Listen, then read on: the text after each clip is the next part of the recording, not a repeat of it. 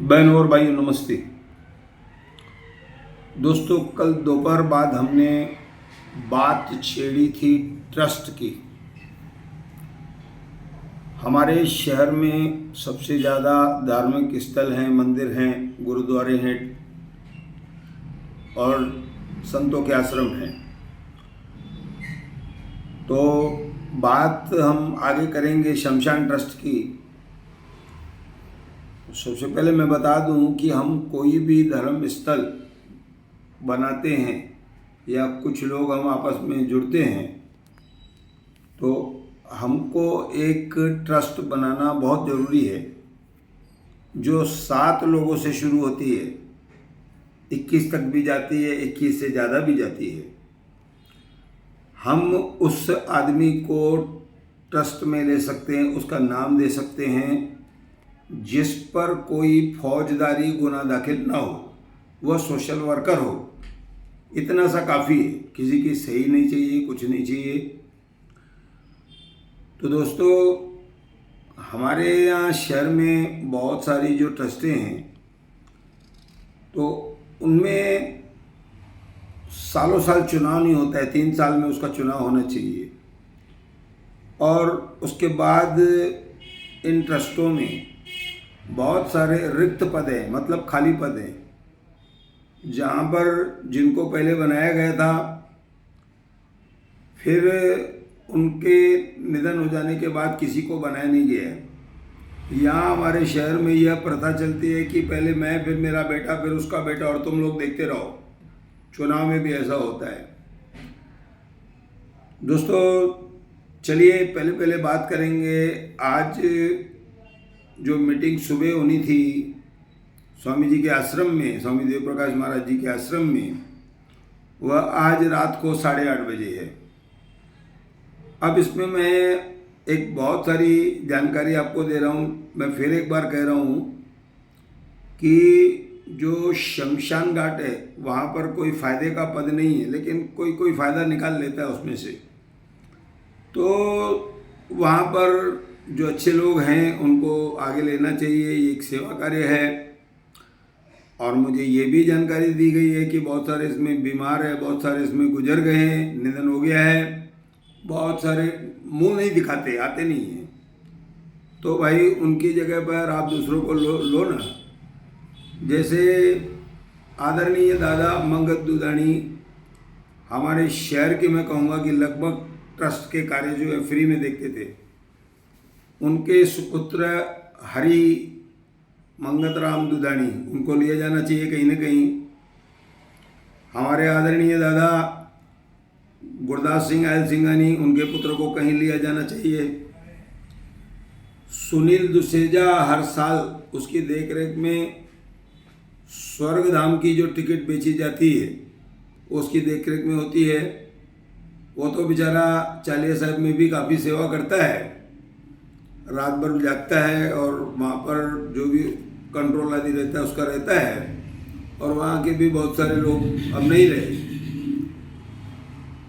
तो एक नियम है, 3 साल के बाद आपको चुनाव कराना है। आप नहीं कराते तो अब जो है कानून काफ़ी सख्त है, आपकी उस ट्रस्ट को भंग कर दिया जाएगा। फिर आपको नई ट्रस्ट बनानी पड़ेगी। अब मैं एक बार यहाँ पे आता हूँ। एक मुझे बताए गए संस्थापक जो थे इस हमारे शमशान भूमि के, वो थे प्रभुदास परशुराम मसल, जिनके नाम से बगीचा भी है। इन्होंने पूज्य स्वामी शांति प्रकाश साहब जी से मिलकर के 1966 में नासिक जाकर, तब हमारी थाना और मुंबई वर्ली की कार्यालय नहीं थी, वहाँ से उन्होंने ये ट्रस्ट रजिस्टर कराई। ये फाउंडर हैं। तो उसके बाद हमारे जो अध्यक्ष थे आदरणीय स्वामी जी थे, उनके स्थान पर मैं एक चीज़ और बताता हूँ आपको। जो जैसे हमारे संत हैं वो आजीवन ट्रस्टी रह सकते हैं, आजीवन जो अध्यक्ष हैं उनकी चलती है। जब उनके बाद जिन संतों को बैठाया, मैं क्षमा चाहता हूँ इस बात के लिए, उनकी चलने नहीं दी जाती है और बाकी ट्रस्टी अपनी मनमानी करते हैं। अब जो है इस ट्रस्ट के अध्यक्ष जो है स्वामी देवप्रकाश जी महाराज हैं। उसके बाद जो हमारे आदरणीय डॉक्टर दयाल आशा जी हैं, अस्वस्थ हैं, आते जाते नहीं हैं, यानी कि पद रिक्त है। कुमार भटीजा साहब हैं, प्रदीप हरिराम रूपाणी है, किशोर नारायण दास बनवारी हैं, आते हैं। सन्मुख भाटिया कल्याण चले गए, कल्याण से यहाँ शमशान देखने नहीं आएंगे, बहुत साल हो गया उनको, इनको हटा दीजिए। अभी प्रभुदास जी जो थे संस्थापक, अगर कोई उनका सुपुत्र अच्छा है तो उसको ले लीजिए।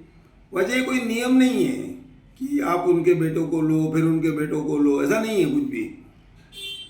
तो उसके बाद मैं आपको बताता हूँ, बहुत सारे लोग जो हैं अब नहीं रहे। तो जैसे कि स्वामी ब्रह्मदास जी, स्वामी रूपाराम साहेब, पुरुषोत्तम भाटिया, माधवदास परमानंद रोचलानी, वरनमल चावला, बच्चाराम रूपचंदानी। अब वरनमल चावला 20/8/2000 को गुजर गए, 24 साल से उनका पद रिक्त पड़ा है, ठीक है। उसके बाद तुलसीदास परशुराम मोटवानी प्रिंसिपल थे, वो भी नहीं है अब। नामोमल सुगनोमल रोहिड़ा, वो भी नहीं है अब। इनमें कुछ लोग जो हैं इच्छुक है, जैसे कि मैंने बताया कि विजय जुडियोमल दुसेजा जो कानूनी सलाहकार हैं, हमारे दादा मंगल दास दुदानी के सुपुत्र हरिराम हरि को, उनको बनाया जाना चाहिए। वे सीए भी हैं। और उसके बाद मैंने कहा कि सुनील दुसेजा को बनाना चाहिए, गुरदास सिंह आयल सिंघानी के सुपुत्र को बनाना चाहिए।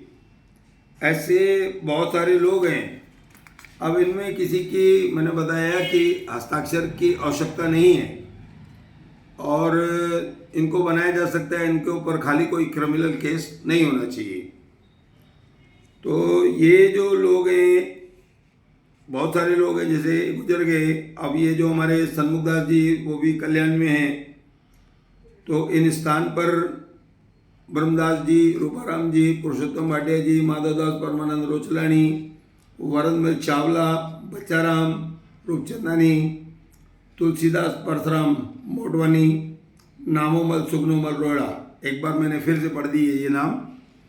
अब इतने सारे पद आपके पास रिक्त पड़े हैं, तो आप इन स्थानों पर ये जो शमशान का कार्य है, ये एक काफ़ी जवाबदारी का काम है।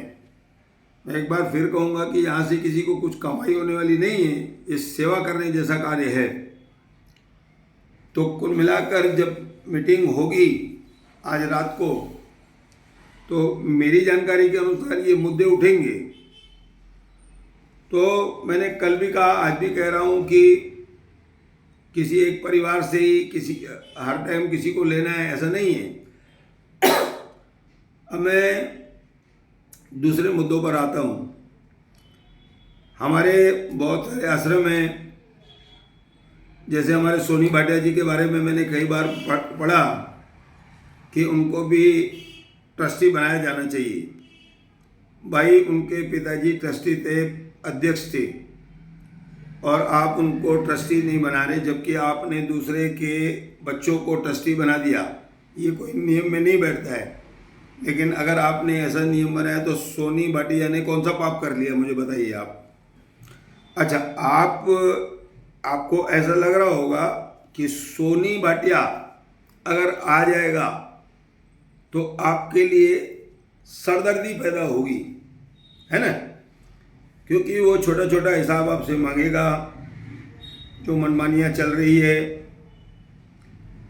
हमने बताया था हमारे मित्र के भाई की पहली रस्म हुई तो 5 और 2000 7000 पेटी से गायब हो गए। अभी कुछ दिन पहले जो संत अब नहीं रहे, उनके नाम से 49,000 रुपये किसी ने भेजे, वो आश्रम को नहीं मिले। जब वह व्यक्ति प्रकट हुआ, उसने बताया कि भाई मैंने 49,000 रुपये दिए, तो जब उनसे पूछा गया कि भाई 49,000, तो बोले आप कौन होते हो पूछने वाले। अब मंदिरों का हिसाब कोई पूछ नहीं सकता है। बातें बहुत हैं, जैसे कि हमने एक और आश्रम की बारे में भी पढ़ा था, काफ़ी विवाद हुआ उसके बाद। तो दोस्तों, कुल मिलाकर जो ट्रस्टें खाली हैं, या फिर मैं युवाओं को एक बात बताता हूँ, पहले आप पता लगाइए कि कौन सी ट्रस्ट खाली है, किन किन मंदिरों में ट्रस्ट नहीं है। उनको ट्रस्ट बनाना अनिवार्य है। जो लोग पेट रख कर बैठे, मंदिर बनाकर बैठे हैं, उनको ट्रस्ट बनाना अनिवार्य है। तो आप लोगों को किसी को इस बारे में शौक़ हो, तो हमारे विजय दुसेजा जी, उन्होंने भी कहा कि ऐसे लोग मेरे पास आएंगे तो मैं निःशुल्क सेवा करूँगा। हमारे आदरणीय दादा मंगत दुधानी साहब, वो तो पूरी ज़िंदगी भर ये कार्य फ्री में करते रहे। हम पत्रकार भी जाते थे, हमको भी साल में पहले एक स्टैम्प लगता था कागज़ भेजने के लिए, तो वो भी हमसे निःशुल्क करके देते थे। अब हरी राम जी, जो उनका बेटा है हरी मंगत दुधानी, वो भी ये सेवा कर रहे हैं। भगवान उनको लंबी आयु दे और वो हमेशा खुश रहें। नहीं तो दोस्तों, इन सब चीज़ों में बड़ी बड़ी लेन देन हो जाती है। तो आप लोग इस बारे में सावधान भी रहें। और इसकी जो ऑफिस है, एक जो हमारे आनंद दिगे साहब हैं, उनके थोड़ा आगे एक ज्वाइंट कमिश्नर या अपर आयुक्त जो है वहाँ पर है धर्मदाय। और उसके बाद वर्ली में, जहाँ पूरे महाराष्ट्र की हेड ऑफिस है, वर्ली मुंबई 18, वहाँ पर भी आप इस बारे में जानकारी दे सकते हैं कहाँ कहाँ ट्रस्ट नहीं है, कहाँ कहाँ कैसी कैसी गड़बड़ियाँ हो रही है। क्योंकि मुझे बहुत सारी जगहों की जानकारी भी मिलती है कि किस तरह से माल तो आता है दान के लिए, पर हो जाता है कुछ उल्टा पुल्टा। और यहाँ पर इस समय ये सब चीज़ें उचित नहीं है। इसको मैं फिर कभी पढ़ूँगा कि आखिर जिन बड़े बड़े मंदिरों में ट्रस्ट नहीं है, या फिर जो जिनके लोग गुजर गए, कहीं कहीं पर 4 लोग बचे, तो वहाँ पर फिर से उनको चुन करके सदस्यों को बैठाना चाहिए। ऐसा कहकर मैं फ़िलहाल धन्यवाद कह रहा हूँ, लेकिन इस प्रकरण को मैं आगे और आपको बताऊँगा।